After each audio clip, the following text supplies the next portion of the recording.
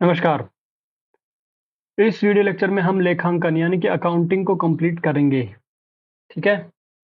सबसे पहले देखते हैं लेखांकन मतलब कितने चैप्टर होंगे। ये एनसीईआरटी बेस्ड है। ये मतलब पूरी की पूरी जो 11th क्लास की एनसीईआरटी है लेखांकन की एक। ठीक है। उस एनसीईआरटी बुक से ही ये नोट्स ड्राइव किए गए हैं।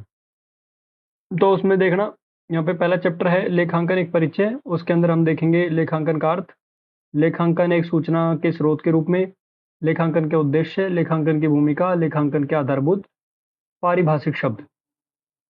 फिर दूसरा चैप्टर हम देखेंगे, उसमें होगा लेखांकन के सैद्धांतिक आधार।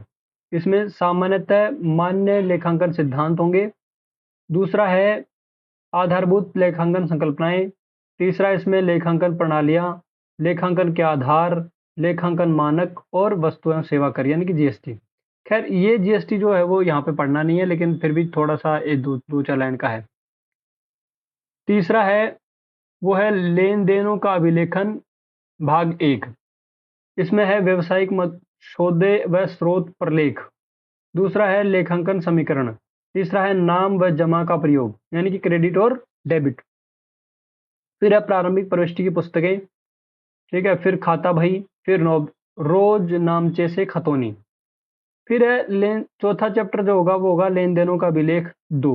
इसमें रोकड़ बही, क्रय रोजनामचा पुस्तक, क्रय वापसी रोजनामचा पुस्तक, और फिर उसके बाद में है विक्रय रोजनामचा पुस्तक, और फिर उस विक्रय वापसी रोजनामचा पुस्तक, फिर मुख्य रोजनामचा, और फिर उसके बाद में खातों का संतुलन।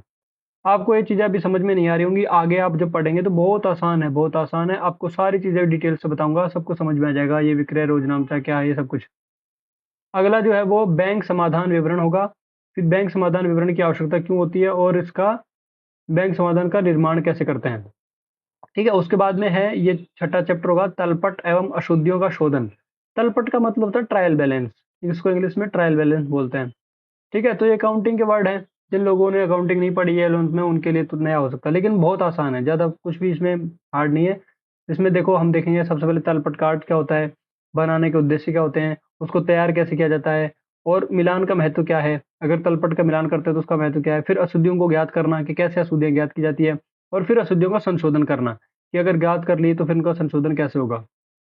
ये सब के सब जो है वो इस चैप्टर में हम पढ़ेंगे। 6 पॉइंट है इसमें, छठा चैप्टर है। फिर उसके बाद में हरास, हरास का मतलब होता है डेप्रिसिएशन। फिर उसका प्रावधान और संचय। प्रावधान मतलब देखो डायरेक्ट बताऊं, अगर किसी ने इकोनॉमी पढ़ी हो तो उसमें प्रोविजन होता है। मतलब जैसे बैंक अगर किसी को लोन देता है तो वो कुछ पैसे रखता है खुद के पास प्रोविजन के रूप में, ताकि कोई लोन अगर डिफॉल्ट हो जाए या एनपी हो जाए तो उसके लिए। और संचय का मतलब होता है, मतलब कुछ चीजें होती है जो छुपा के रखते हैं लोग, मतलब उसका इकट्ठा करके रखते हैं, उसको बोलते हैं संचय। और हरास मतलब डेप्रिसिएशन। तो ये आगे आएगा, पूरा अच्छे से समझाऊंगा। हरास, हरास है उससे मेल खाते शब्द होंगे। फिर हरास के कारण क्या होते हैं, हरास की आवश्यकता क्यों है, हरास की राशि को प्रभावित करने वाले तत्व कौन से हैं, हरास की राशि गणना की पद्धतियां, सीधी रेखा एवं क्रमागत हरास विधि, तुलनात्मक विश्लेषण। ये हरास को ज्ञात करने की विधियां हैं, इनका तुलनात्मक विश्लेषण करेंगे। फिर हरास के अभिलेखन की पद्धतियां कौन कौन सी होंगी। फिर परिसंपत्ति का निपटान और विक्रय कैसे किया जाए। फिर उसके बाद में है वर्तमान परिसंपत्ति में बढ़ोतरी एवं विस्तार कैसे होगा।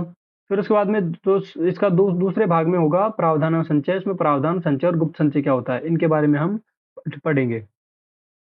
ठीक है।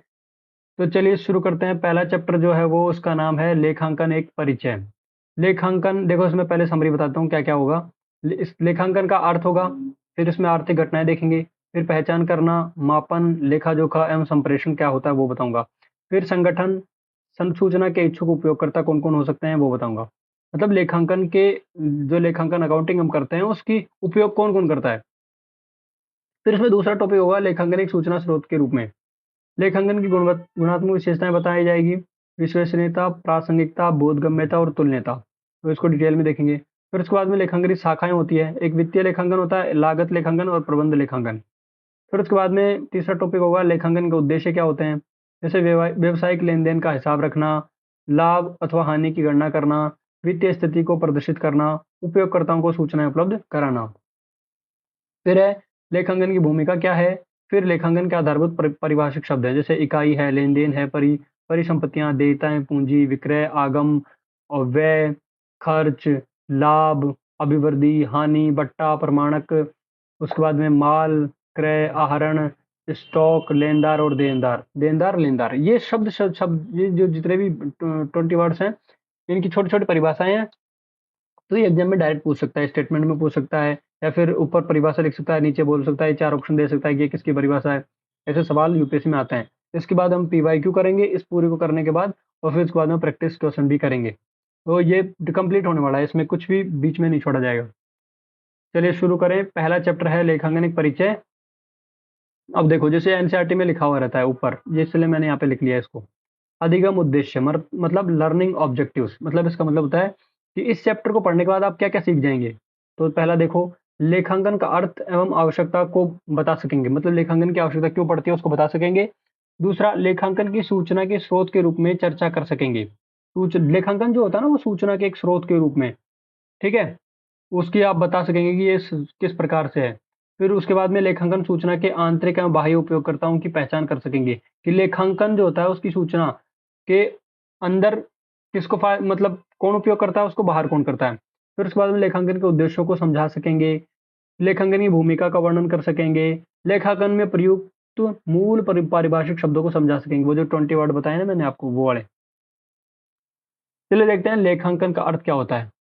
1941 में AICPA यानी कि American institute of certified public accountants, इसने जो है वो बताया कि लेखांकन का संबंध, इसने परिभाषा दी कि लेखांकन का संबंध उन लेन देनों एवं घटनाओं जो पूर्ण रूप से या आंशिक रूप से वित्तीय प्रकृति के होते हैं, मुद्रा के रूप में प्रभावशाली ढंग से लिखने, वर्गीकृत करने, संक्षिप्त में व्यक्त करने एवं उनके परिणामों की विश्लेषणात्मक व्याख्या करने की एक कला से है। देखिए, इसका मतलब यह है कि जब हम किसी भी जैसे लेखांकन जो होता है वो अकाउंटिंग, वो किसी फैक्ट्री में या फिर बड़ी बड़ी कंपनी में किया जाता है। वो कैसे होता है, जब कोई भी वस्तु हम लेन देन करते हैं, कोई आर्थिक घटनाएं हुई, उसके उसकी वित्तीय जितनी भी वित्तीय प्रकृति की घटनाएं होती हैं, उन सबको लिखना, वर्गीकरण करना, उनका वर्गीकरण करना। वर्गीकरण का मतलब कैसे, जैसे मान लो कोई कोई कंपनी है जो जो गाड़ी बनाती है, तो गाड़ी बनाती है, उसके बाद में उसमें टायर भी लगेंगे, वो टायर खरीदते हैं कहीं से, स्टील खरीदती है, और पार्ट्स खरीदती है। तो एक तो होता है कि भाई हम उन सब चीज़ों को एक जगह लिख लें, टायर, पार्ट्स, वो सब। लेकिन फिर उनका वर्गीकरण भी कर सकते हैं, अलग अलग अकाउंट बना सकते हैं। एक के लिए टायर का अकाउंट अलग हो गया, स्टील का अकाउंट अलग हो गया, और जो बाकी इक्विपमेंट्स और लगेंगे सीट फीट के लिए अलग अकाउंट, तो वर्गीकरण हो गया। तो वर्गीकरण में व्यक्त करने, उनके परिणामों का विश्लेषणात्मक व्याख्या करने की कला, उनका पूरे को विश्लेषण करके और उनकी जो उनकी व्याख्या की जा सकती है, उसको बोलते हैं अकाउंटिंग। ये AICPA की परिभाषा है। ठीक है, दूसरी परिभाषा 1966 में, ये पहली परिभाषा 1941 में दी गई। फिर दूसरी परिभाषा 1966 में अमेरिकन अकाउंटिंग एसोसिएशन AAA इसने दी है। इसने कहा कि लेखांकन आर्थिक सूचनाओं को पहचानने, मापने, संप्रेषित करने, यानी कि संप्रेषित मतलब होता है भेजने, इधर उधर, कम्युनिकेशन बोलते हैं इसको, करने की एक ऐसी प्रक्रिया है जिसके आधार पर सूचनाओं के उपयोगकर्ता तर्क युक्त निर्णय लेने में सक्षम होते हैं। यह अब आगे समझ में आ जाएगी धीरे धीरे। देखो, फिर 1970 में फिर accounting principle board of AICPA इसने कहा कि लेखांकन का कार्य मुख्य रूप से आर्थिक इकाइयों के संबंध में ऐसी गुणात्मक सूचनाएं उपलब्ध कराना है जो प्रमुख रूप से वित्तीय प्रकृति की होती हैं और जो आर्थिक निर्णय लेने में उपयोगी होती है। फिर इसकी एक और परिभाषा है, वो है लेखांकन संगठन की आर्थिक घटनाओं को पहचानने, मापने और लिखकर रखने की ऐसी प्रक्रिया है जिसके माध्यम से सूचनाओं से संबंधित आंकड़े उपयोगकर्ताओं तक संप्रेषित किया जा सके। अब ये इतनी सारी परिभाषाएं क्यों दी गई, उसके पीछे रीजन है। देखो, ये पहली बात तो एनसीईआरटी में लिखी हुई है, सारा सारा जो कंटेंट है वो एनसीईआरटी से छापा गया है, मतलब उसको समझ के उसके नोट्स बनाएंगे, शॉर्ट नोट्स। दूसरी बात ये है कि ये परिभाषाओं से डायरेक्ट जो है वो सवाल आता है, क्योंकि एनसीईआरटी से ही यूपीएससी हमेशा सवाल पूछता है। ईपीएफओ का पेपर यूपीएससी करवाता है, तो वो यूपीएससी का हमेशा पैटर्न है, वो एनसीईआरटी से ही पूछता है। तो ये परिभाषाएं पूछ सकता है, और या फिर वो परिभाषा दे सकता है और पूछ सकता है कि किसकी परिभाषा है, या फिर इनकी दी हुई परिभाषा के बारे में पूछ सकता है कि ये कौन सा इंस्टीट्यूट बनाई है। तो 4 ऑप्शन में से कुछ भी हो सकता है, इसलिए इनको एक बार देख लेना। फिर परिभाषा के निम्न पहलू हैं। ये जो परिभाषा दी है इन्होंने, इसमें देखो देखो क्या बताया, पहले तो आर्थिक घटनाओं को पहचान, आर्थिक घटनाएं, फिर उसके बाद बोला पहचान, फिर मापना, फिर अभिलेखन और फिर संप्रेषण, फिर उसके बाद में यहाँ पे बात की है संगठन। ठीक है, ये रहा संगठन, देखो संगठन, फिर संगठन और सूचनाओं संबंधित उपयोगकर्ता, इन सब की बात की है। अब इस परिभाषा को हमने तोड़ा है, इस परिभाषा को तोड़ के और इनकी एक एक डिटेलिंग की है कि आखिर ये हो है क्या, पूरा जो अकाउंटिंग है वो उसका जो बेस है वो ये परिभाषा है। और इस अगर इसको समझ लिया तो सारा अकाउंटिंग समझ में आ जाएगा। फिर आगे धीरे धीरे देखिए, आर्थिक क्रियाएं, आर्थिक घटनाएं क्या होती है, किसी व्यवसायिक संगठन में होने वाले ऐसे आर्थिक लेन देनों से है जिसके परिणामों को मुद्रा रूप में मापा जा सकता है। उदाहरण के लिए मशीन क्रय करना, मशीन का परिवहन करना आदि। तो इसमें प्रकार क्या है, दो घटनाएं होती है, इसमें दो प्रकार होती हैं, एक होती है बाह्य घटना, एक होता है आंतरिक घटना। बाह्य घटना का मतलब होता है जो संगठन के अंदर प्लस बाहरी व्यक्ति, संगठन के अंदर तो प्लस बाहरी व्यक्ति दोनों को प्रभावित करती है, ऐसी घटनाएं। उदाहरण के लिए ग्राहक को माल विक्रय करना, ग्राहक को माल बेच दिया, तो इस पे संगठन पे भी प्रभाव पड़ेगा और बाहरी व्यक्ति पर भी। लेकिन आंतरिक घटनाएं वो होती है संगठन के आंतरिक विभागों में, जैसे उदाहरण के लिए कर्मचारियों को मजदूरी देना। ठीक है, संगठन में बाह्य में आएंगे संगठन प्लस बाहरी व्यक्ति, और आंतरिक में सिर्फ संगठन के आंतरिक भागों में जो घटना होती है उसको बोलते हैं। ठीक है, आर्थिक घटना, बाह्य घटना और आंतरिक घटना। अब आगे देखो, अब दूसरा जो शब्द दिया था यहाँ पे, पहचान करना, मापना, लेखा जोखा एवं संप्रेषण। तो देखो इसको इंग्लिश में समझना ज्यादा आसान रहेगा, IMRCSAC, या निमोनिक्स याद कर लो। आई का मतलब देखो आइडेंटिफिकेशन, आइडेंटिफिकेशन मतलब पहचान, एम का मतलब मेजरमेंट यानी कि मापन, आर का मतलब रिकॉर्डिंग यानी कि अभिलेखन, सी का मतलब क्लासिफिकेशन यानी वर्गीकरण, एस का मतलब समरी यानी सारांश, ए का मतलब एनालिसिस यानी परीक्षण, और इसको विश्लेषण भी लिख सकते हैं, एनालिसिस मतलब विश्लेषण। ठीक है, और सी मतलब है कम्युनिकेशन यानी कि संप्रेषण। अब देखो पहचान का मतलब क्या है, पहचान की यहाँ परिभाषा लिखी है, केवल उन्हीं क्रियाओं का चयन किया जाता है जो वित्तीय प्रकृति की होती है। लेखांकन में अकाउंटिंग करते समय केवल उन्हीं क्रियाओं का चयन किया जाता है जो वित्तीय प्रकृति की होती है। ठीक है, दूसरा मापन, मापन मतलब है मौद्रिक इकाई के द्वारा व्यवसायिक लेन देनों का वित्तीय प्रमापीकरण। इसका मतलब है यदि किसी घटना को मौद्रिक रूप में प्रमापीकरण संभव नहीं है तो इसका वित्तीय लेखों में लेखन नहीं किया जा सकता। मतलब कोई भी घटना होती है उसको अगर हम माप नहीं सकते मुद्रा के मान में तो उसका लेखांकन नहीं हो सकता। फिर अगला है अभिलेखन मतलब रिकॉर्डिंग। जब एक बार आर्थिक घटनाओं की पहचान व मापन वित्तीय रूप में हो जाता है तो इन्हें मौद्रिक इकाइयों में लेखा पुस्तकों में काल कर्मानुसार मतलब तिथिवार अभिलेखित कर लिया जाता है। फिर उसके बाद में संप्रेषण। अब देखो, आर्थिक घटना, फिर पहचान, फिर मापा, फिर अभिलेखन किया, जिससे प्रसंगानुकूल, प्रसंग के अनुकूल सूचना तैयार होती है। अब इसको प्रबंधकों एवं दूसरे आंतरिक एवं बाह्य उपयोगकर्ताओं को एक विशिष्ट रूप में संप्रेषण होता है। संप्रेषण मतलब उनके पास भेजा जाता है, कम्युनिकेशन होती है। ठीक है, अब ये उपयोगकर्ता कौन कौन से हैं, तो उपयोगकर्ता इस सूचना का उपयोग मतलब अकाउंटिंग की जो जितनी भी डिटेल आई, किसी कंपनी का अकाउंट देखा गया और उसके ऊपर जो भी चीजें लिखी हुई है उन सब का उपयोग कौन करेगा, वो करेगा स्वामी अंशधारी मतलब शेयर धारक जो होता है ना वो शेयर होल्डर। फिर निवेशक करेगा इन्वेस्टर, लेनदार करेगा जो कंपनी से पैसे मांगता हो, सरकार करेगी, आरबीआई करेगी और सेबी करेगी। ये सब हम एक कंपनी के बारे में सोचकर अज्यूम करके करते हैं। तो अब देखो मैं बताऊं, ये उपयोगकर्ता क्या काम करेंगे, जैसे शेयर धारक है, शेयर धारक किसी भी कंपनी में शेयर खरीदता है तो उसको जरूरी होता है ना कि अकाउंटिंग उसका कंपनी का पूरा ऑडिटिंग अकाउंटिंग देखना कि भाई कितना प्रॉफिट है कितना लॉस है क्या चल रहा है कंपनी के अंदर। इन्वेस्टर को भी चाहिए कि उसमें ये देखे कि कौन सी कंपनी कितनी अच्छी परफॉर्मेंस कर रही है, तो उस हिसाब से वो उसमें निवेश करे कि नहीं करे। सरकार को भी चाहिए कि ये कंपनी डूब तो नहीं जाएगी कहीं, इतनी बड़ी कंपनी है। आरबीआई और सेबी अगर आरबीआई से कोई मतलब किसी बैंक से अगर कोई लोन लेने जा रहा हो तो बैंक उसको उसकी रिपोर्ट आरबीआई को भेजेगा कि देखो इसकी कंपनी ठीक है कि नहीं। तो ये सब संगठन उपयोगकर्ता अकाउंटिंग के उपयोगकर्ताओं की सूची है। ठीक है, अगला जो सवाल है वो संगठन है। इससे अभिप्राय किसी व्यवसायिक उद्यम से है जिसका उद्देश्य लाभ कमाना है अथवा नहीं। देखो दो तरह के हो सकते हैं, जैसे एनजीओ है, एनजीओ की भी अकाउंटिंग होती है। ठीक है, तो ये इसलिए बोल रहे हैं कि व्यवसायिक उद्यम है ऐसा एनजीओ जो व्यवसाय कर रहा हो लेकिन उसका उद्देश्य लाभ कमाना नहीं हो, समाज कल्याण करना हो, लेकिन उसका भी तो अकाउंटिंग होगा ना, उसकी भी तो कोई फाइल वाइल सीए बैठे होंगे, उसकी भी लेखांकन होती है। तो इसलिए यहाँ पे संगठन की परिभाषा में ये परिभाषा पूछ सकता है जिसका उद्देश्य लाभ कमाना अथवा नहीं। हो सकता है कि अगर इतनी दे दे केवल कि लाभ कमाना होता है, ये सही है, ये गलत स्टेटमेंट हो जाएगा। अगला जो सवाल है वो अगली जो बात है वो है सूचना के इच्छुक उपयोगकर्ता। तो सूचना के उपयोग एक तो होता है आंतरिक। अब वो वहां पे जो पहले समझाया था ना आंतरिक, उस आंतरिक में कंपनी में काम करता हो जैसे स्वामी, प्रबंधक और मजदूर।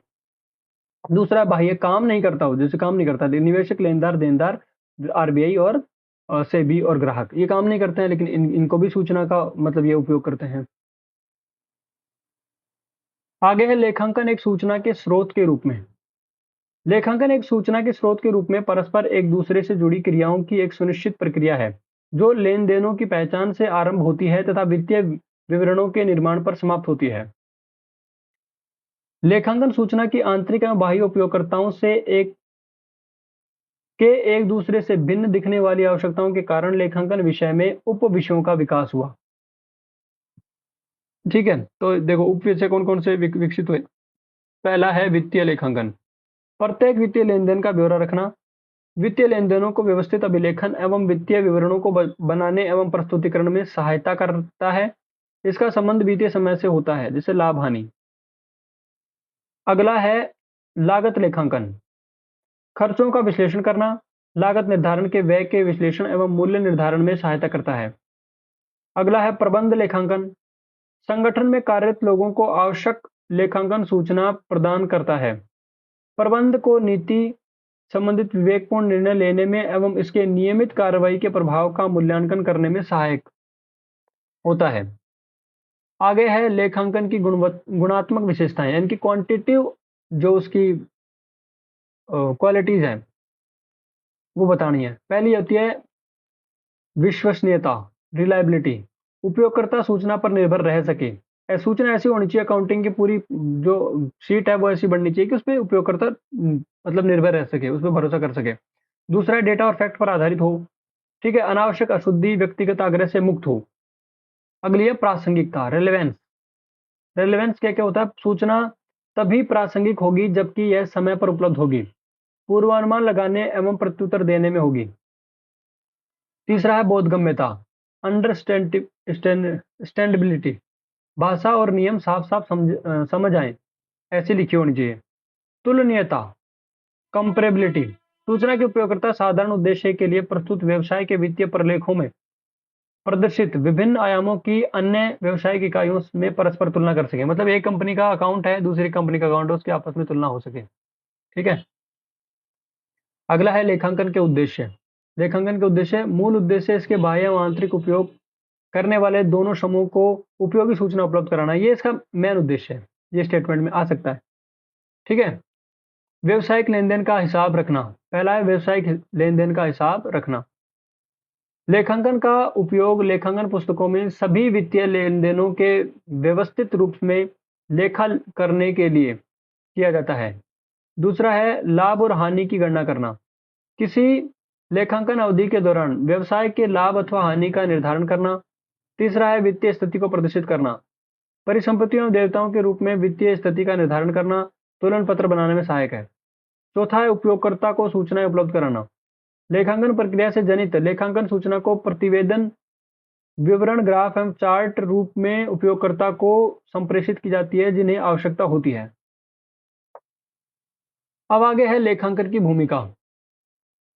देखो पहला यह है किसी उद्यम के मापन, वर्गीकरण एवं संक्षिप्तीकरण के द्वारा उन्हें विश्लेषित एवं वर्णित भी करता है और उन्हें विवरणों व प्रतिवेदनों के रूप में प्रस्तुत करता है। ये विवरण एवं प्रतिवेदन उस संगठन की वित्तीय स्थिति व संचालन परिणामों को प्रदर्शित करते हैं, इसीलिए इसे व्यवसाय की भाषा कहा जाता है। लेखांकन को व्यवसाय की भाषा कहा जाता है, ये इंपॉर्टेंट है, याद रखना। अगला है लेखांकन सूचनाओं का संबंध भूतकाल के लेन देनों से होता है तथा यह परिमाणात्मक एवं वित्तीय होती है। परिमाणात्मक और वित्तीय। अब आगे है लेखांकन की कुछ सीमाएं भी होंगी, बिल्कुल होती है। ये देखो, यह गुणात्मक एवं गैर वित्तीय सूचना प्रदान नहीं करता है। गुणात्मक का मतलब है किसी कंपनी में जैसे दो एम्प्लॉय हैं, एक का नाम है सुरेश और एक का नाम है रमेश। सुरेश और रमेश दोनों है, दोनों की सैलरी जो है 25,000 रुपए। ठीक है, 25,000 रुपए। अब ये क्या करता है, सुरेश तो अच्छा मेहनती आदमी है, बहुत अच्छा काम करता है, सही से काम करता है, और ये बहुत आलसी जीव है, ये काम कम करता है। लेकिन अब कंपनी में क्या ऑडिटिंग जब होगी तो 25-25 हज़ार रुपये दोनों को सैलरी जा रही है, लेकिन इनका ये नहीं नाप सकते कि ये आदमी कम काम करता है, ये ज़्यादा काम करता है, तो इसको बोलते हैं गुणात्मक। ठीक है, गुणात्मक विश्लेषण नहीं होता है ऑडिटिंग में, सॉरी अकाउंटिंग में, और ये गैर गैर वित्तीय सूचना भी उपलब्ध नहीं कराता है। दूसरा है पूर्ण सटीक जानकारी नहीं देती है, क्योंकि ये अनुमान होता है, क्योंकि ये अनुमान होता है। दूसरा, मूल्य स्तर के परिवर्तन का मापन नहीं करती है, मतलब मूल्य स्तर में परिवर्तन, मुद्रास्फीति, इन्फ्लेशन, इनको एडजस्टमेंट करके ये नहीं बनती है।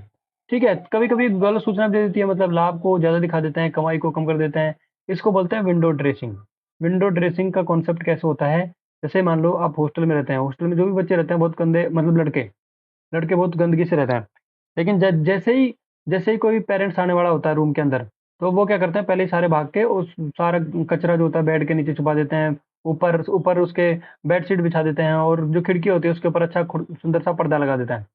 तो खिड़की के ऊपर अच्छे से पर्दा लगाना, उसको बोलते हैं विंडो ड्रेसिंग। ये वर्ड इसलिए इजाद किया गया है क्योंकि कंपनी क्या करती है, खुद के जो लाभ होता है उसको झूठा लाभ दिखाती है, क्योंकि हमारा तो बहुत कंपनी बहुत प्रॉफिट में चल रही है, और क्या बोलते हैं, हम तो बढ़िया एकदम खूब कमाई चल रही है हमारे, ताकि वो इन्वेस्टर को प्रभावित कर सके, इन्वेस्टर को ला सके, ताकि उनको और फंडिंग मिल सके और पैसे मिल सके, लेकिन अंदर से कंपनी होती है बिल्कुल कंगाल होती है। इसको इस वर्ड के लिए यूज किया जाता है विंडो ड्रेसिंग। आगे है लेखांकन के आधारभूत परिभाषिक शब्द। ये देखो एनसीईआरटी पूरी, अब इस एनसीईआरटी ऊपर जो जितना भी लिखा हुआ है ना कंटेंट, सारा एनसीईआरटी से बनाया गया है। ये भी देखो, अब इसको क्या है, लिखना ठीक नहीं लगा, इसलिए मैंने इसका स्क्रीनशॉट ले लिया। पहला है इकाई। इकाई का मतलब होता है एंटिटी। यहाँ इकाई से अभिप्राय एक ऐसी वस्तु से है जिसका एक निश्चित अस्तित्व है। व्यवसायिक इकाई से अभिप्राय विशेष रूप से पहचान किए गए व्यवसायिक उद्यम से है, जैसे कि सुपर बाजार, हायर ज्वेलर्स, आईटीसीएल आदि। एक लेखांकन प्रणाली को सदा विशिष्ट व्यवसायिक अस्तित्व के लिए तैयार किया जाता है, इसे लेखांकन इकाई भी कहते हैं।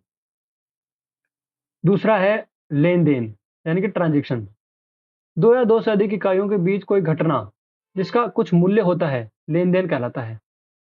यह माल का क्रय, धन की प्राप्ति, लेनदारों को भुगतान, व्यय आदि हो सकता है। यह एक नकद अथवा उधार सौदा भी हो सकता है। अगला है परिसंपत्ति, यानी कि एसेट। यह किसी उद्यम के आर्थिक स्रोत होते हैं जिन्हें मुद्रा के रूप में उपयोगी ढंग से प्रकट किया जा सकता है। परिसंपत्तियों का मूल्य होता है तथा इनका व्यवसाय के परिचालन में उपयोग किया जाता है। उदाहरण के लिए सुपर बाजार के पास ट्रकों का बेड़ा है। इसका उपयोग यह खाद्य पदार्थों की सुपुर्दगी के लिए करता है। ट्रक इस प्रकार से उद्यम को आर्थिक लाभ पहुंचाते हैं। इसे सुपर बाजार के तुलन पत्र, यानी कि बैलेंस शीट, ठीक है, बैलेंस शीट की परिसंपत्ति की ओर दर्शाया जाएगा। परिसंपत्ति को सामान्यतः दो वर्गों में बांटा जाता है, चालू एवं गैर चालू परिसंपत्ति। अब ये देखो, ये वाला जो वर्ड है ना चालू, और इससे सवाल आया हुआ है ईपीएफओ 2023 में, चालू और गैर चालू परिसंपत्तियां क्या होती है, इसीलिए बहुत ध्यान से पढ़ना, जितना भी है ना इसको याद कर लो, रट लो। परिसंपत्तियां देखो दो प्रकार की है, चालू परिसंपत्ति, गैर चालू और चालू। देखो चालू का क्या मतलब, गैर चालू का मतलब है स्थिर परिसंपत्ति हो, ठीक है, गैर चालू निवेश हो, या फिर स्थगित कराधान परिसंपत्तियां शुद्ध रूप से हो, दीर्घकालिक ऋण एवं अग्रिम हो, और अन्य चालू परिसंपत्तियां। अब ये स्थिर परिसंपत्तियों के ऊपर देखो, मूर्त परिसंपत्तियां, अमूर्त परिसंपत्तियां, पूंजीगत कार्य पर प्रगति पर, और विकास के अधीन अमूर्त परिसंपत्तियां, ये सब इसमें आती है। चालू परिसंपत्तियों में क्या आएगा, चालू परिसंपत्ति माल सूची, व्यापार विपत्र, नगद एवं नगद समतुल्य, और लघु अवधीय ऋण और अग्रिम, और अन्य चालू। देखो लघु अवधीय ऋण ये, और यहाँ पे दीर्घ दीर्घ ऋण जो वो गैर चालू में आएगा, और लघु वाला जो है वो इसमें चालू में आएगा। तो इसको याद कर लेना चार्ट को। फिर आगे है देयताएं, यानी कि लाइबिलिटीज। यह वे देनदारियां या ऋण है जिनका भुगतान व्यवसायिक इकाई ने भविष्य में किसी समय करना है। यह लेनदारों का फर्म की परिसंपत्तियों पर दावे का प्रतिनिधित्व करती है। व्यवसाय चाहे छोटा हो या बड़ा, कभी न कभी उसे धन उधार लेने और उधार पर वस्तुएं खरीदने की आवश्यकता पड़ती है। ठीक है, उदाहरण के लिए 25 मार्च 2015 को, अब ये एनसीईआरटी पुरानी है, मतलब एनसीईआरटी में अपडेशन नहीं होता है, बहुत लेट होता है। तो ये लिख रखा है 25 मार्च 2015 को सुपर बाजार ने फास्ट फूड प्रोडक्ट कंपनी से 10,000 रुपए का माल उधार क्रय किया। यदि 31 मार्च 2015 को सुपर बाजार का तुलन पत्र यानी कि बैलेंस शीट तैयार किया जाए तो फास्ट फूड प्रोडक्ट्स कंपनी को उसके स्थिति विवरण के देयता पक्ष में लेनदार यानी कि खाते देय के रूप में दर्शाया जाएगा। देयता पक्ष में लेनदार मतलब वो उसके पास पैसा आएगा के रूप में दर्शाया जाएगा यदि सुपर बाजार Delhi state cooperative bank limited से 3 वर्ष की अवधि के लिए ऋण लेती है तो इसे भी सुपर बाजार के तुलन पत्र में देनदारी के रूप में दर्शाया जाएगा क्योंकि उसको वापस लौटाना है। देयताओं को 2 वर्गों में बांटा जाता है, चालू और गैर चालू। देखो संपत्ति भी 2 प्रकार की है, चालू और गैर चालू, और देयता भी 2 प्रकार की है। देयता का क्या मतलब है, गैर चालू का क्या मतलब हो गया, दीर्घकालिक ऋण। दीर्घकालिक ऋण, अब ध्यान रखना यहाँ से उल्टा है, यहाँ पे दीर्घकालिक ऋण ये यहाँ इसके समान ही है। गैर चालू में दीर्घकालिक ऋण है तो गैर चालू देयता में भी दीर्घकालिक ऋण है। फिर स्थगित कराधान देयताएं शुद्ध, अन्य दीर्घकालिक ऋण, अन्य दीर्घकालिक प्रावधान। फिर दूसरा चालू देयताएं, चालू देयता में है लघुकालिक ऋण, देय विपत्र, अन्य चालू देयताएं और लघुकालिक प्रावधान। टेंशन मतलब ये सारे शब्द जो हैं वो उसमें आएंगे पीवाईक्यू में। पीवाईक्यू जब अपन करेंगे ना तो उसमें सारे सब समझ में आ जाएंगे। इनका इंग्लिश वर्जन देखेंगे सब समझ में आ जाएगा। आगे है पूंजी। पूंजी यानी कि कैपिटल क्या होती है, स्वामी द्वारा व्यवसाय में उपयोग के लिए किया जाने वाला निवेश पूंजी कहलाता है। स्वामी सबसे पहले जो पूंजी लगाता है ना, कोई इंसान खुद के पैसे जो पहले जो पैसे लगाता है उसको पूंजी बोलते हैं यहाँ अकाउंटिंग की भाषा में। व्यवसाय की इकाई के लिए इसे स्वामी रोकड़ अथवा परिसंपत्ति के रूप में लाता है। ठीक है, पूंजी व्यवसाय की परिसंपत्तियों पर स्वामी का दायित्व एवं दावा है, इसीलिए इसे तुलन पत्र के देयता, तुलन पत्र मतलब बैलेंस शीट के देयता की ओर पूंजी के रूप में दर्शाया जाता है। आगे है विक्रय यानी कि सेल्स। विक्रय वस्तुओं की बिक्री या सेवाओं की बिक्री या उपयोगकर्ताओं को प्रदान की गई सेवाओं से प्राप्त कुल आगम। कुल आगम है विक्रय, नगद भी हो सकता है और उधार भी। ठीक है, आगम का मतलब होता है रेवेन्यू, ये देखो ये लिखा हुआ रेवेन्यू, राजस्व, इसको आगम बोलते हैं। आगम क्या है, आगम यह वह राशि है जो व्यवसाय वस्तुओं की बिक्री या उपयोग अ, उपभोक्ताओं उपभोक्ताओं को प्रदान की गई सेवाओं से अर्जित करता है। इसे विक्रय आमदनी भी कहा जाता है। आमदनी की अन्य दूसरी मदें जो अधिकांश व्यवसायों में के रूप में प्रयुक्त होती हैं, यह प्राय यह है कमीशन, ब्याज, लाभांश, रॉयल्टी, किराया प्राप्त आदि। आमदनी को आय भी कहते हैं, आमदनी को क्या बोलते हैं, आय भी बोलते हैं। ठीक है, अगला है व्यय यानी कि एक्सपेंस।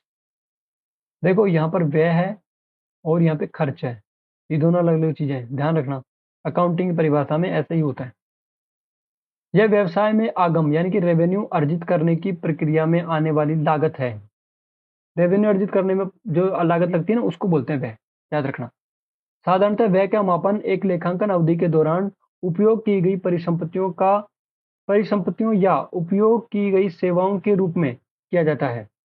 व्यय की अधिकांश मदें हैं मूल्यह्रास यानी कि डेप्रिसिएशन, किराया, मजदूरी, वेतन, ब्याज, बिजली, पानी, दूरभाषा इत्यादि की लागत।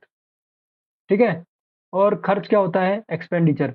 यह किसी लाभ, सेवा अथवा संपत्ति को प्राप्त करने पर राशि व्यय करना अथवा देनदारी उत्पन्न करना है। खर्च के उदाहरण है वेतन, माल का क्रय, मशीन का क्रय यानी खरीदना, फर्नीचर का क्रय करना, वो ये सब एक्सपेंडिचर है, ध्यान रखना। अब आदि, यदि व्यय का लाभ 1 वर्ष के भीतर प्राप्त हो जाता है इसे व्यय कहेंगे, इसे आगम व्यय कहते हैं। ठीक है, इस व्यय को आगम व्यय कहते हैं। दूसरी ओर यदि खर्च का लाभ 1 वर्ष से अनधिक अधिक मिलता है तो इसे संपत्ति माना जाएगा, इसे पूंजीगत व्यय कहते हैं। पूंजीगत व्यय का मतलब हो गया संपत्ति, और सिर्फ व्यय बोला है तो इसका मतलब आगम व्यय। इसके उदाहरण है मशीन, फर्नीचर आदि। अब अगला है अगला जो है वो है लाभ। लाभ क्या होता है? लाभ एक लेखांकन वर्ष में व्ययों पर आमदनी का आधिक्य है। व्यय पर आमदनी का आधिक्य, इसमें पूंजी, स्वामी की पूंजी में वृद्धि होती है। अगला है अभिवृद्धि यानी कि गेन। व्यवसाय से प्रासंगिक घटनाओं तथा लेन देनों से होने वाली लाभ को अभिवृद्धि कहते हैं। इसके उदाहरण है स्थायी संपत्ति का विक्रय, न्यायालय में किसी मुकदमे को जीतना, किसी परिसंपत्ति के मूल्य में वृद्धि। अगला है हानि, हानि एंड लॉस। किसी अवधि की संबंधित आगम से व्यय आधिक्य को हानि कहते हैं। आगम से व्यय के आधिक्य, आगम से व्यय का आधिक्य हानि कहलाता है। इससे स्वामी की पूंजी घटती है। यह मुद्रा अथवा मुद्रा समतुल्य यानी लागत पर व्यय में हुई हानि की पुनः वसूली न होने की ओर संकेत करती है। उदाहरण के लिए चोरी अथवा आग, दुर्घटना आदि से रोकड़ अथवा माल का नष्ट होना, इससे स्थायी परिसंपत्ति के विक्रय पर होने वाली हानि भी सम्मिलित है। अगला है बट्टा। बट्टा का मतलब है डिस्काउंट। बट्टा विक्रय की गई वस्तुओं के मूल्य में कटौती को कहते हैं। यह दो प्रकार से दी जाती है। एक ढंग है वस्तुओं के विक्रय पर सूची मूल्य पर तय प्रतिशत से कटौती। ऐसी छूट को व्यापारिक बट्टा कहते हैं। ठीक है। यह साधारणतः विनिर्माताओं तथा थोक व्यापारियों को एवं थोक व्यापारियों द्वारा फुटकर विक्रेताओं को दी जाती है। वस्तुओं के उधार विक्रय पर देनदार यदि भुगतान तिथि अथवा उससे पहले देय राशि का भुगतान कर देते हैं तो उन्हें देय राशि पर कुछ छूट दी जा सकती है। यह कटौती देय राशि पर भुगतान कटौती के समय दी जाती है, इसलिए इसे नगद कटौती कहते हैं। नगद कटौती एक ऐसा प्रोत्साहन है जो देनदारों को तुरंत भुगतान करने के लिए प्रेरित करता है। अगला है प्रमाणक या वाउचर।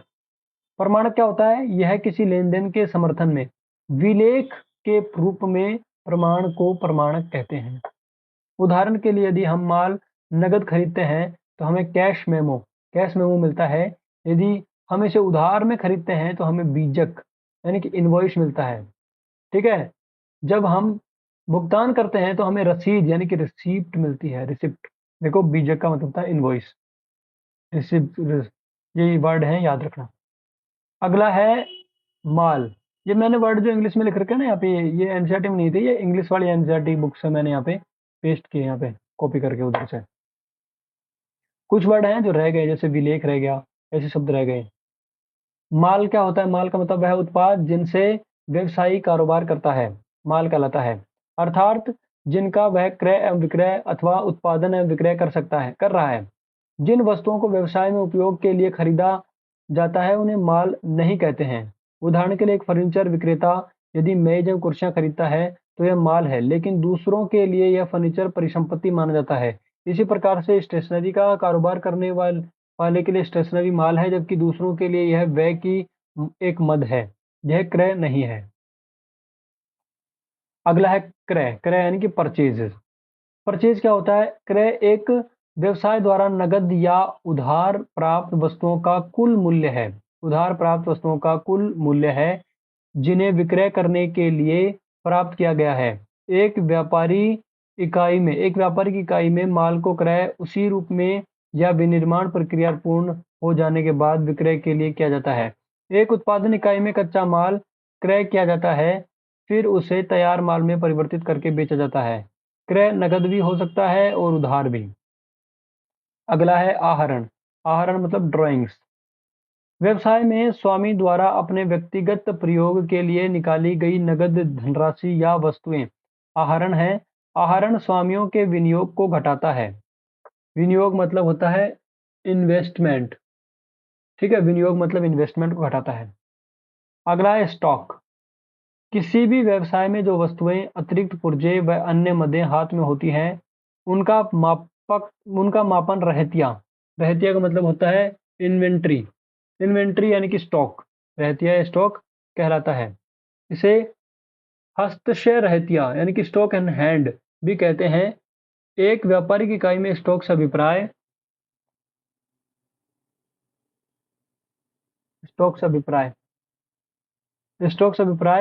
उस माल से है जो लेखांकन वर्ष के अंतिम दिन बिना बिका रह गया है।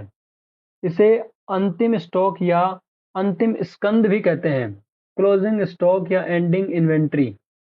एक उत्पादन कंपनी के अंतिम स्टॉक में अंतिम दिन का कच्चा माल, अर्धनिर्मित व निर्मित स्टॉक वस्तुएं सम्मिलित होती हैं। इसी प्रकार प्रारंभिक स्टॉक किसी लेखांकन वर्ष की प्रारंभिक स्टॉक राशि है। अगला वर्ड है वो है देनदार यानी कि डेटर। देनदार प्राप्य खाते वे व्यक्ति या इकाई है जिनसे व्यवसायिक संस्था को उससे वस्तुएं या सेवाएं उधार प्राप्त करने के बदले कुछ धनराशि लेनी है। इन व्यक्तियों या इकाइयों द्वारा कुल प्राप्य राशि को अंतिम दिन तुलन पत्र में विविध देनदारों के रूप में परिसंपत्ति पक्ष में दर्शाया जाता है। अगला है लेनदार यानी कि क्रेडिटर। लेनदार वे व्यक्ति या इकाइयां हैं जिनका किसी व्यावसायिक संस्था द्वारा उनके सुधार वस्तुओं एवं सेवाओं प्राप्त करने के बदले भुगतान करना है। उनसे उधार वस्तुएं एवं सेवाएं प्राप्त करने के बदले भुगतान करना है। इन व्यक्तियों या इकाइयों को देय कुल धनराशि को अंतिम दिन स्थिति विवरण में विविध लेनदारों यानी कि देय खातों के रूप में देयता पक्ष में दर्शाया जाता है।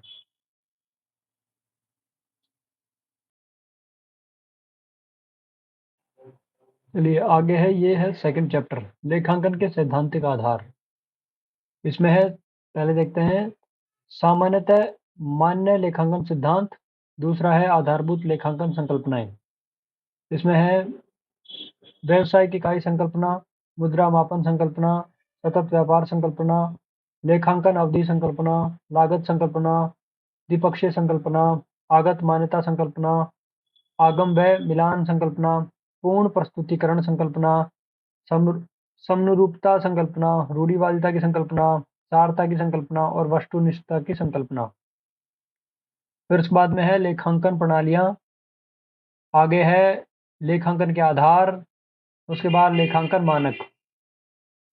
मानकों में है लेखांकन मानकों की आवश्यकता, लाभ और उसकी सीमाएं।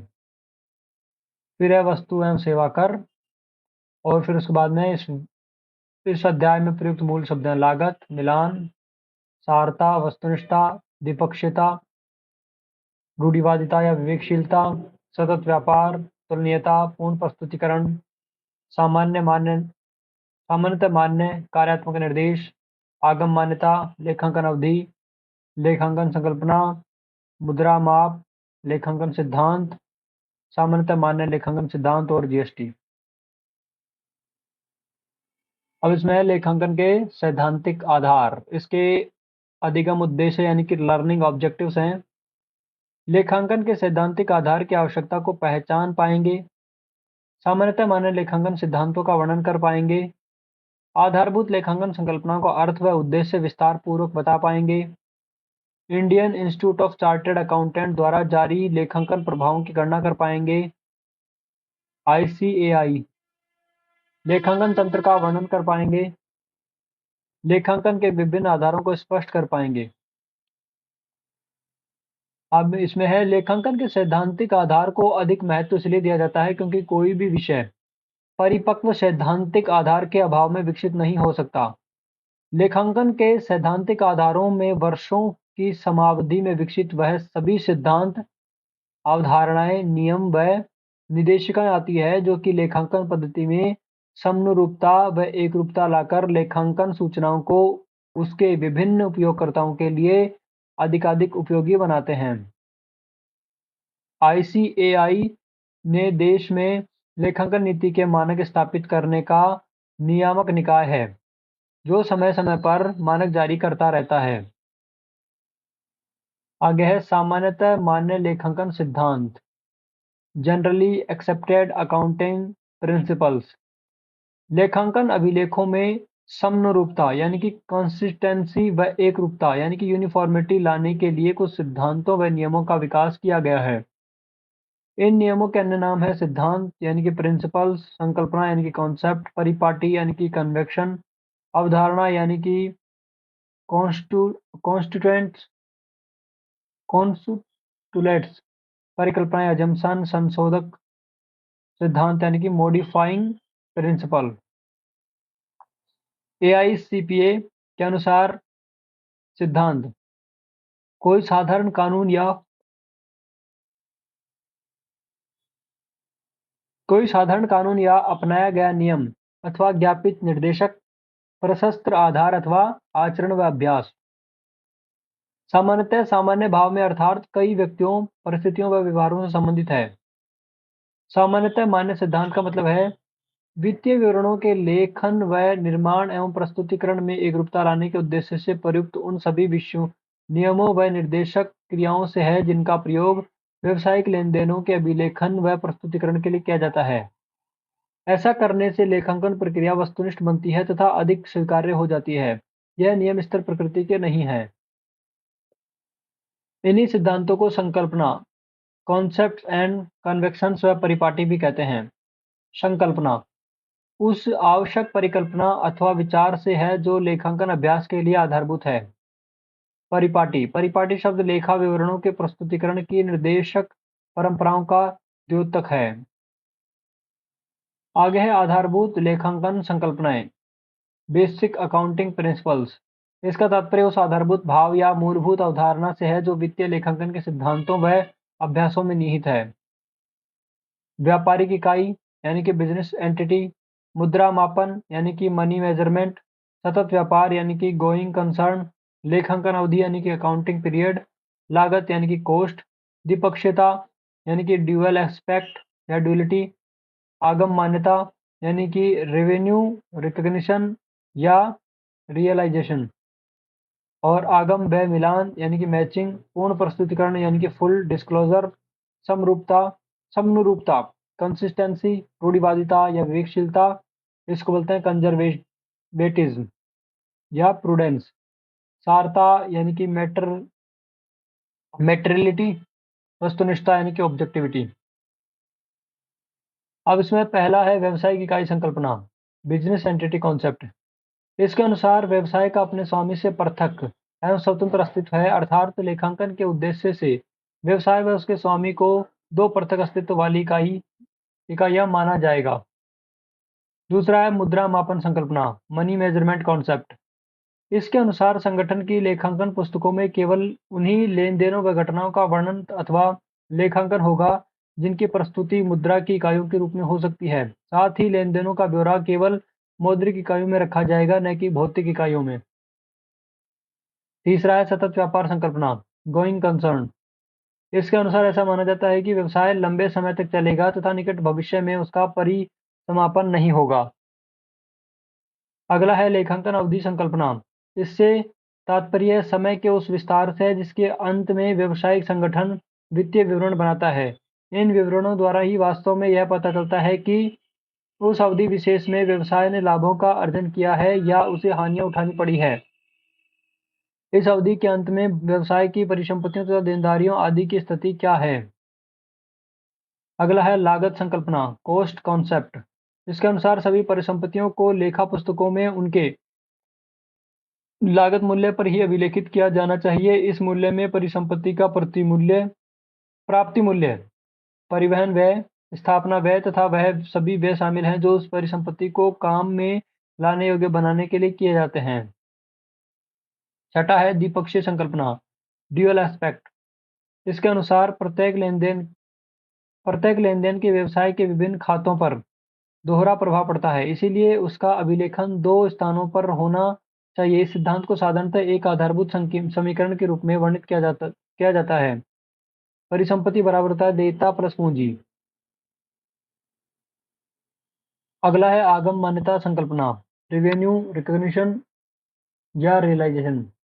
इसके अनुसार किसी व्यवसायिक लेनदेन से प्राप्त आगम को यानी कि रेवेन्यू को लेखा पुस्तकों में तभी लिखना चाहिए जब उसकी प्राप्ति पर व्यवसाय का विधि सम्मत अधिकार हो जाए।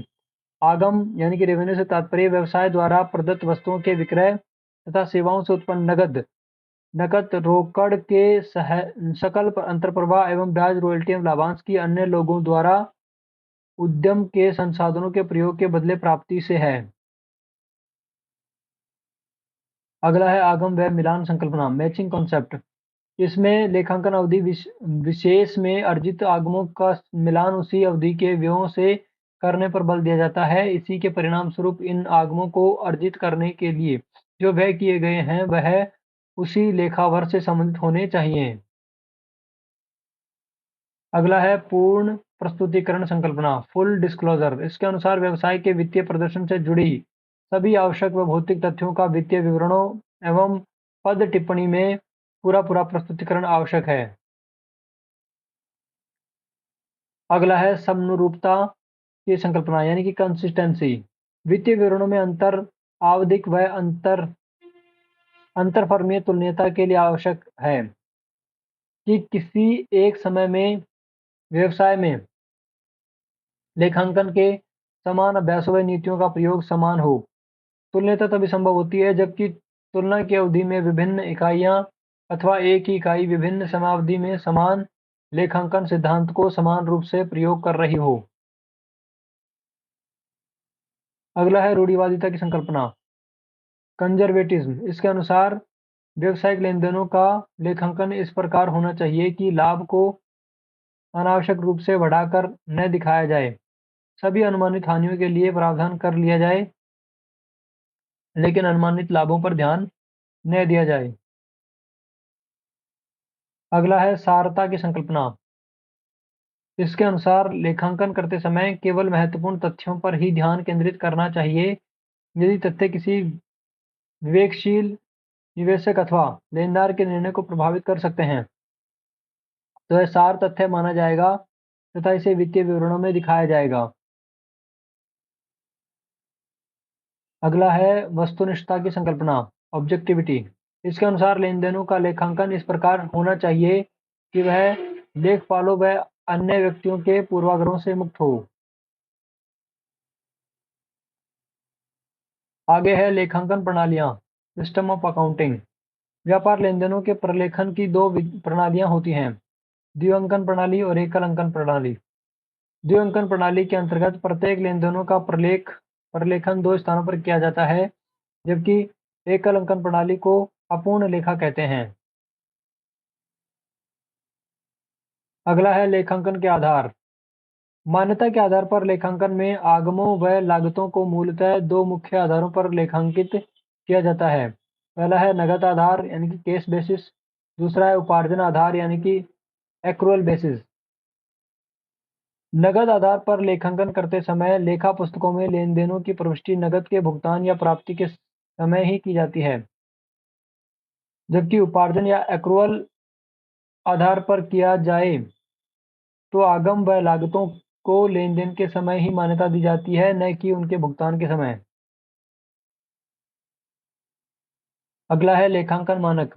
लेखांकन मानक लेखांकन के नियमों, निर्देशों व अभ्यासों के संबंध में वह लिखित वाक्यांश है जो लेखांकन सूचना के प्रयोगकर्ताओं के लिए वित्तीय विवरणों में समनुरूपता, कंसिस्टेंसी व एकरूपता, यूनिफॉर्मिटी लाते हैं।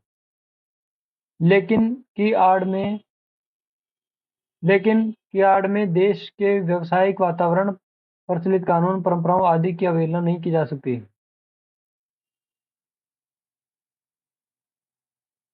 अगला है लेखांकन मानकों की आवश्यकता।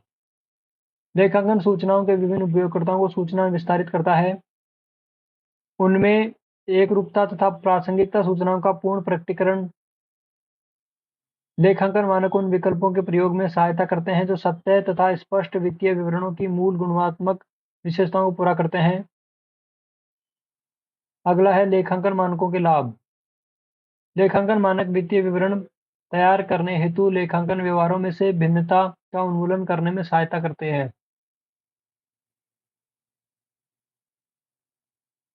लेखांकन मानक किसी निश्चित सूचना के प्रकटीकरण के लिए भी कह सकते हैं जो कानून द्वारा आवश्यक नहीं बताई गई परंतु वह सूचना सामान्य जनता, निवेशकों तथा लेनदारों हेतु काफी उपयोगी हो सकती है। लेखांकन मानक वित्तीय विवरणों की अंतर कंपनी तथा अंतरा कंपनी तुलनीयता में सहायता करते हैं। लेखांकन मानकों की सीमाएं। लेखांकन मानकों में विभिन्न वैकल्पिक लेखांकन व्यवहारों में से चुनाव करना होता है जिसे प्रयोग में लाने में कठिनाई होती है। इनका दृढ़ता से पालन किया जाता है जिससे लेखांकन मानकों को लागू करने में लोचशीलता नहीं आ पाती। लेखांकन मानक कानून को प्रत्यादेश नहीं दे सकते, वर्तमान कानून की सीमा के भीतर ही मानकों के निर्माण की आवश्यकता है। जीएसटी, इसको ये लागू हुआ था 1 जुलाई 2017 को। एक देश एक कर। 17 इनडायरेक्ट टैक्स, 8 8 सेंटर के थे और 7 स्टेट के थे। ठीक है, और 23 उपकर, इनको प्रतिस्थापन किया गया था। 3 प्रकार है जीएसटी, सीजीएसटी, एसजीएसटी और आईजीएसटी।